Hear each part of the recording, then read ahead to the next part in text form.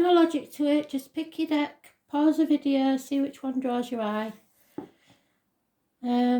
Wisdom, Goddess, Lightworkers and Wicca.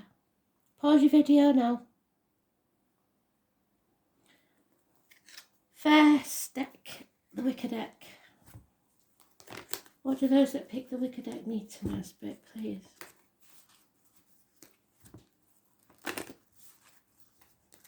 Concentrate on the deck while I'm shuffling. It's your deck. The more you connect, the more we get the message for you.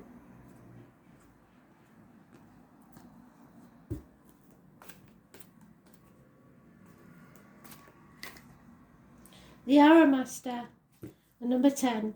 Something is ending. You now have to focus on the new.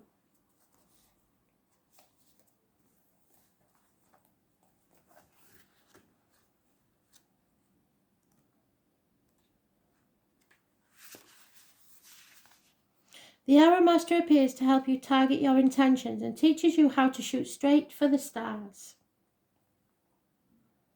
The message is to be deliberate and focus on your dreams and desires with intentions. It's about aligning your intentions with spirit and then letting them fly on the wind, directed by the divine until they reach your goal. The only way to hit the target is to allow your arrow of intention to fly unencumbered by your eagerness to see it travel exactly the way you want it to go. You may think it needs to veer a certain way to reach your goal, but in the invisible realms, human power cannot make this happen. The divine has its own idea of how the arrow should fly and upon what wind it's carried. Nonetheless, if you don't shoot, you'll never score. This is a fortunate message as long as you remember the law of detachment. If you do, then be assumed that you're right on point. So the law of attachment in simple terms is don't be wishing and willing things to happen a certain way. Just think, that would be nice. I would like that. And then don't think about it again. Be happy in all that you do, and it will come to you. So detachment. The second deck, Goddess. There's concentrating on the deck, please, one card.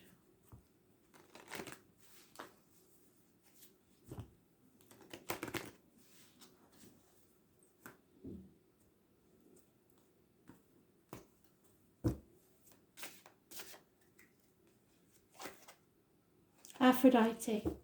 Aphrodite got a bad rap. She was a bit of a bugger. And some say she was a bit of a wanton hussy. But she wasn't. It's about healing your heart. It's about being yourself. Aphrodite is a beautiful Greek goddess of love who represents love on all its different levels. The most important aspect of the love she represents is that self-love. Love that is often misunderstood by selfishness or ego, yet it is so very different. Self-love is at the core of your being and determines how personal value or self-worth. Ego is when it is you don't care about other people as long as you get what you want. Aphrodite was born as a fully grown woman, and she emerged from a shell in the sea on the island of Cyprus. So Cyprus may have some meaning for somebody. This goddess of love had the ability to enchant men and women wherever she would go. Her very presence incited feelings of love and lust, and history depicts her as a prostitute or a wanton woman.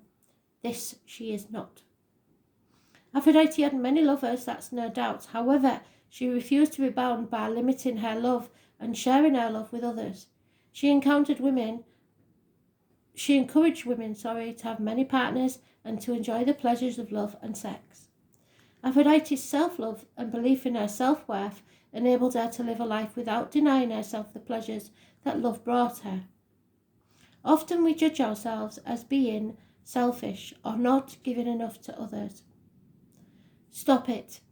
Spirit begs you to throw away the cross that you've taken for granted that you should bear. Without self-love there is no self, and when there's no self there's just an empty shell left feeling alone and unfulfilled. Who are you? What do you want? And what do you need? You're feeling quite lost right now, and no matter how hard you try to find your direction, it continues to elude you. We spend our lives making sure we meet the needs of our children, our loved ones, but who's meeting your needs? Even if you have someone that loves and cares for you, you still have to be responsible for yourself. What we need most in life is what we seek from others, so find what you're looking for within yourself. It may take some work to get it, but it's worth the journey. Close your eyes, and meditate, and the directions will come. Love yourself in the most sacred gift you can give to others. Because if you don't love yourself and make yourself happy, no one else is ever going to be happy around you.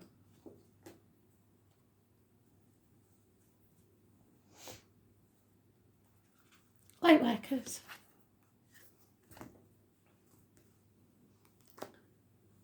Those concentrating on the light workers, deck what card do they need? Spirit, please.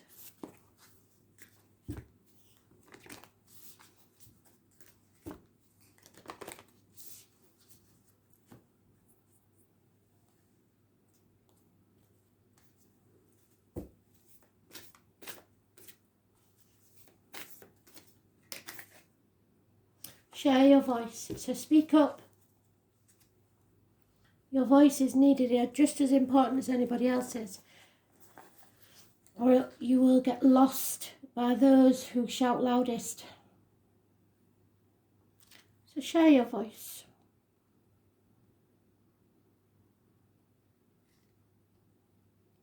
$76. You are being called to share your voice. Perhaps by speaking up in a relationship, or through writing, speaking, singing, or some other form of creative expression. We each hold a truth deep within us that longs to be expressed. Sculpted from lifetimes, the voice of your soul is like no other, and it carries with it wisdom that can only be gained through soul history and growth. By remembering and tapping in and expressing to the unique tone, we not only heal ourselves, we also heal the planet at large. When you share your voice, you unlock something in the universe and call a missing piece of yourself home. Your individual voice is the most powerful sound current on this planet. If you've kept your soul voice silenced or held it back, chanting or singing could be truly life-changing for you. As we shed the layers of our personality and start letting our unique soul speak through us, we discover that we actually have a very clear message that longs to be shared. And the more we speak it, the clearer it will get. There has never been a better time in history than right now to rise up, speak your truth, and share your soul voice. If you feel fearful, know that you are not alone, and that the world needs your unique tone in order to harmonise. As we each rise up and share our song, we make it easier for the next person to do the same. Express yourself, share your voice, speak to those who can hear you. Don't let others shout you down. At the same token, don't make others say that your words. People are allowed to disagree with us all the time. We do not have the monopoly on speech and opinions. And the final deck. Those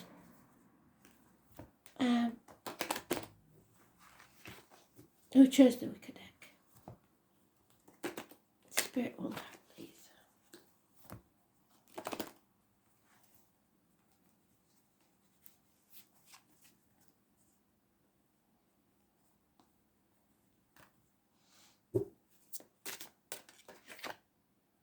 Oh, broken promises.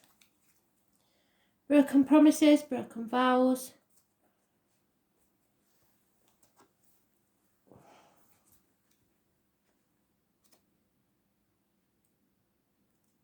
Something has crumbled or will crumble.